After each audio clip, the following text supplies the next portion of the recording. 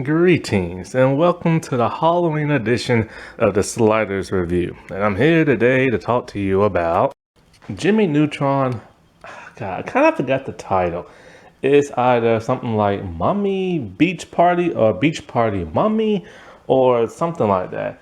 I forgot what season it is. I'll put the right description in it in the title.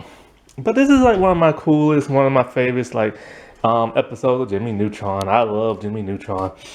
It came on when I was in college, and I just fell in love with that show, man. Like I wasn't really used to seeing shows in 3D or CGI, I guess you could say, except for the Toy Story stuff and Action Man from the 90s, and so when I saw this, and I was like, oh man, this is a pretty hilarious cartoon. So I didn't care if I was in college or not, I was gonna watch it. And I remember it all started with a Nickelodeon movie. And then the movie did so well that it got a television show. Which is normally how stuff is made, I know the Penguins of Madagascar did the same thing and stuff like that, and I know a lot of Disney stuff like Aladdin and The Lion King had their own animated series and stuff. And so Jimmy Neutron was on Nickelodeon. And this episode is kind of interesting, unique because there's a character in there named Libby. And for the longest time, Libby always wore a green dress, and she had her hair in a high up ponytail, and she had her bangs flapping around one side of her eye. And in this episode, she gets her iconic new hairdo of the braids. And then after this episode, she starts wearing her new outfit, which is just a shirt and pants.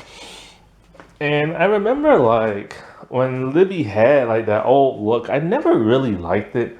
The dress was kind of weird. The hair looked too much like Cindy's and stuff. So I never really liked this. I was always happy when she had her new look.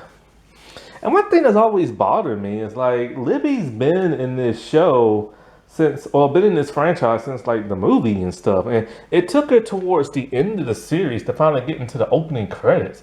I was always kind of weirded out by that because she's in almost every episode and stuff. And so this episode, it starts off with Carl. And he's upset because his goldfish, Swimmy, has died. And he's heartbroken. So Jimmy, with his scientific know-how, is trying to bring him back to life with some type of electrolyte restabilizer thing. And so the design is really cool. It was used in the Jimmy Timmy second movie. And so they use it on Swimmy, but it doesn't work. Carl's heartbroken, but they have to go to school. Then, all of a sudden, oh my bad, it's late at night. I'm yawning again. Sorry, y'all. So sorry. So then when they leave, Swimmy wakes up. So the thing worked. Jimmy found the way to bring the dead back to life. That's interesting.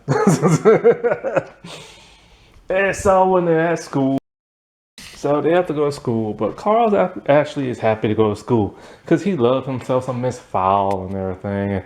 But he's terrified because Miss Fowl is gonna show them a documentary video about mummies in ancient Egypt and tombs and stuff like that. And so when she puts in the video, it automatically puts everybody to sleep within seconds, even her. I remember documentaries like that, man. I used to love those things only because it's watching TV and not having to do no schoolwork or learn nothing. Yeah, they're boring and yeah, you just want to sleep through them. But at least you didn't have to do no work. And of course, when you sleep through them, the teacher gets pissed. And so Libby tells her friends, she's related to her people come from Egypt, her ancestors and stuff. And so Jimmy's all why do I need to watch a video for when I can actually go to Egypt and learn about the mummies and the tombs and all this other stuff. So he grabs his friends, they get he's gonna tell them we're gonna head to Egypt. And so at first they don't want to, but they see how boring that video is and they decide to go. Then the principal catches them. And Sheen's kind of No, we're not skipping school. We're and then he's all like something. He says he's going to something. And the teacher said we don't have that. Or the principal said we don't have that. He's like, oh, I mean that. I'm like, oh no, we're going to the tanning salon at the school. And then the teachers all, the principal dude's all like, oh, make sure you don't fall asleep or you're gonna end up like me one time and end up with like your hair all messed up. So they hop into like the hover car and they fly all the way to Egypt. And so Jimmy's just like looking for like the tombs, but he can't find them. And Sheen has to go pee, but he can't find the restroom because they're literally out in the middle of nowhere in the sand of the desert. And it is hot over there. So they're just there in their regular school clothes and like they can't find what they're looking for. And then Libby's all like, you know, I'm related to Cleopatra, right? And so Cindy is getting on Cindy's nerves because Libby keeps talking about how she's related to this person in Egypt and that person in Egypt. And so next thing you know, Jimmy, he's all like, let's just have like a Egypt like sand beach party or something like that. And then they have this cool montage and them acting like they're at a real beach, but they're actually in the sand of like the desert. And it's like the coolest little thing. Like they're having like a great time. And it's kind of one of those times where you just wish you could just hop through the like TV screen and like join them and stuff. Like they're having like that much fun. And then so like a huge sandstorm kicks up. So they hop into the hover car and they trying to fly away, but they can't. And they land and sand is like everywhere. And so Libby and them's all pissed at him, but Jimmy has now just discovered the hidden tomb that he was looking for because the sand removed it from where it was like, you know, hidden and stuff. So they go down in there and Carl doesn't want to go because Carl's like the scaredy cat of the group. But then like he sees a giant bug and he runs and screaming. So like, you know, they're walking around the ancient tomb. It's dark and everything. They have like a torch light and they're just like looking around and Sheen still has to use the restroom and stuff. And so they can't find what they're looking for. But then Carl accidentally trips like a hidden compartment door. So they're like looking for him and looking for him. And then they finally able to like, trip it themselves so they can find him. And so they see this and then inside like a tomb with tons of mummies and everything. And so like, but the mummies are asleep.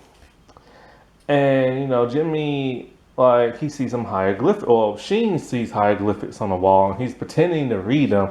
And at first I think he's reading it until he starts acting like his stupid deadhead self and everything. And so like, gotta do so brain dead. So anyway, so Jimmy like deciphers the hieroglyphics and said that the things talk about how like the queen died at 18 and she put like a curse that if you disturb her slumber and everything, like her protectors will come and get you and like all that kind of stuff. It was just like a silly little curse. But when they see the statue of the queen, they can't believe it. It looks like Libby, but with braids and stuff. And so Libby's all like happy and excited. She's all like, maybe this is my ancestors' tomb. I can turn this into like a mall / restaurant and all this other stuff. So that is getting on Cindy's nerves, like once again, because Libby just talking all about herself. Now Libby and Cindy, they're like best friends, but you know how Cindy is. Cindy's like the mean one of the group. Carl is the scaredy cat. Libby is the sassy one. Sheen is the dumb one, and of course Jimmy is the genius and everything. And so like the torch light goes out and they're in complete darkness and they can't find each other. So Carl remembers that he has the electrolyte thing of Jimmy's. So he turns it on and it lights everything up green, but the electricity of it hits one of the mummies. Then it hits all of the mummies. Then once Jimmy's able to relight his torch, they realize something. The mummies came to life and they're pretty hungry and everything. So they chase the kids and the kids are like freaking out. And then they get into like another compartment where they're able to hide, but they're not going to be able to hide for long because the mummies are going to come through. And so like Libby tells Jimmy, you know, now would be a great time for your brain blast and everything. I gotta say, I love Jimmy's brain blast. It's like the highlight of the show. basically he closes his eyes, clenches his fist, and he's all like, think, and then you travel inside like his ear, and you see his brain, and you see all the like electrolytes and veins and stuff like that lighting up, and then you see an image of whatever it is he's cooking up in his head to like get himself out of a situation. And then he'll scream brain blast and everything. And so then he's all like, Libby, I need you. And she's like, oh, Jimmy, this is like so sudden. And this pisses off Cindy. This is when she started crushing on Jimmy and stuff. Those two used to hate each other, but then they started liking each other towards the end. So he tells her, like, Libby, you know, you look like the queen. If we can just dress you up like her, the mummies will think you're her and everything. And then so they all give her like a makeover, and then boom, she has her new iconic hairstyle, the short braids. And she will keep that until the end of the series.